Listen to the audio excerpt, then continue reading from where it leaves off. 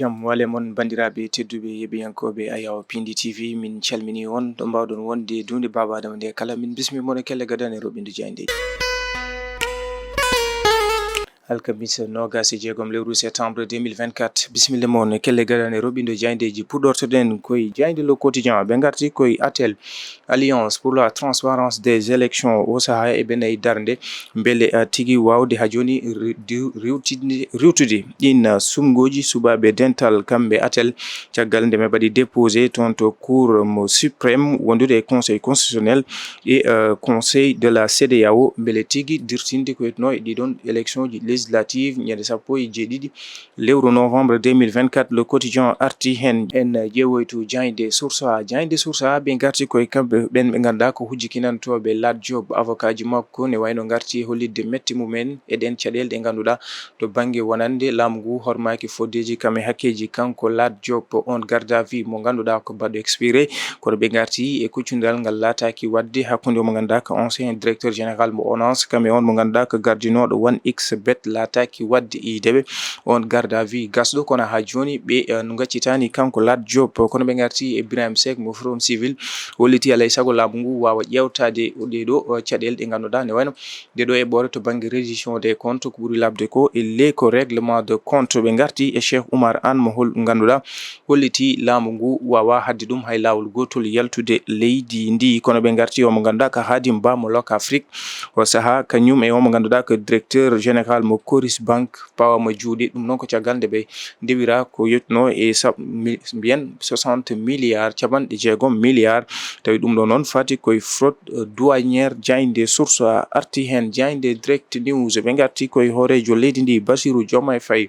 e nden eɓɓore beele ɓamtare leydi Sénégal kanko hoorejo leydi ndi ne wayno e gouvernement makko ɓe peɗɗiti lappi ɓamtare faggudu leydi Sénégal beele leydi Sénégal wawa yitade hoore mum to banggue wonande ɓamtare tawi noon ko hubtidinde ɓe garti e yiide noon ɗum ɗon koye dawal hitande ujunaje ɗiɗi e nogas joyyi ha totta hitande ujunaje ɗiɗi e nogas e jeenayyi ɗum ɗo kala de ma won eɓɓoje payodinde beele leydi Sénégal wawa fawade lappi ɓamtare ɓe garti e yiide noon ko ɓuuri ko sohlede ko 18 milliards 496,83 millions ko ɗum woni ko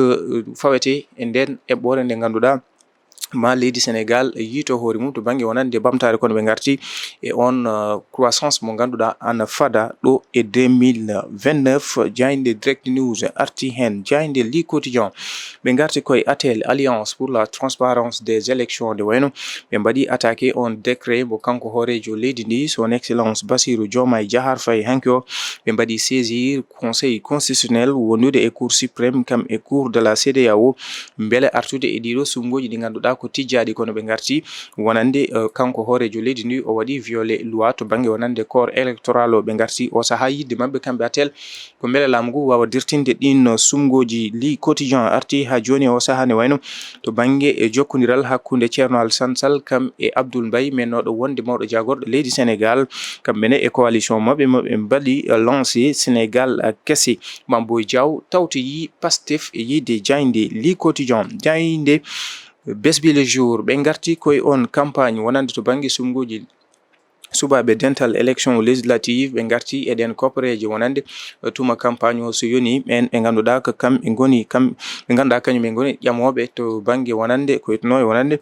to banggue ɗin sumgoji subaɓe dental ɓe garti e ɓen ɓe ganduɗa ko Sonko kam e Diomaye hande o saaha de ne wayno ana jogui ɗon ɗo itti koppareje ko yete fonds public ɓe garti e landa APR kañum e yaadiɓe mum Amadou Ba on moɓe kolliti kañumne holɗo jogori wawde ittude koppareje beele yarude on campagne ɓe garti noon to banggue wonande ɗin coalition ji hande oɗo saaha teskama tippodire to banggue juljulti wonande ɗin landaji ha joni jokkodirɗe juuɗe beele wawde dañde majorité toon to Bowal Guendira leydi Sénégal ɓe garti e APR kam e PDS tahaw wallu Sénégal Abdoul Mbaye Thierno Alassane Sall Aly Ngouille Ndiaye o saaha ne weɗa ɗum juuɗe hande Amadou Ba e Halifa Ababacar Sall ƴeewoyen jayde las ɓe garti koye ATL Alliance pour la transparence des élections waɗi saisir toon to cour de la justice mo CEDEAO beele dirtinde ɗin sumgoji subaɓe dental ñande sappo e jeeɗiɗi lewru novembre jayde L'observateur ɓe garti ko e les détails ko no wonande e Sénégal e en ruine ko konngol ngol hukkitno kanko mawɗo jagorde Ousmane Sonko e yideɓe noon kiiɗe hannde o mo huccodir e rendo ngo beele ɗum ɗon o wawa yaññade ko no wonande noon sifa no ɓe tawri leydi Sénégal kono jamde l'observateur arti eko yonno e wonande temedere capanɗe jeegom milliard mo ganduɗa hitande kala leydi Sénégal ene wasa ɗum koto banggue wonande fraude e koɓe mbiyata ko évasion fiscale. ƴeewoyen Jayde Tribune ɓe garti koyo mo ganduɗa ko Birahim Seck mo forum civil o arti on ɓataki ngo windi ko yitno wonande e kanko hoorejo leydi ndi alay saago ɓe mbawa ƴewtade ngal ɗo pellital pôle judiciaire financier to banggue wonande ko mbiyata ko reddition des comptes alay saago kanko hoorejo leydi ndi ɓe mbawa ƴewtade ɗum tigui tigui kono ɓe dokka dawal ko yetno e ñawoje leydi Sénégal beele tigui wawde ƴewtade ɗen gueɗe ɗum noon ko caggal nde o teski o saaha wonande ɓen ɓe ganduɗa ko fawaɓe fitinaji no fewi to banggue ko yete ko reddition des comptes holliti wona hunde rewnde lawol kono ɓe garti kamɓe Tribune e Sabali Biagui maire mo Saraya tawti gom sa bopp ko yitno e wonande sumgoji ɗiɗo subaɓe dental Jayde l'exclusive ɓe garti koye ngol ɗo kolol capanɗe jeeɗiɗi e jeenayyi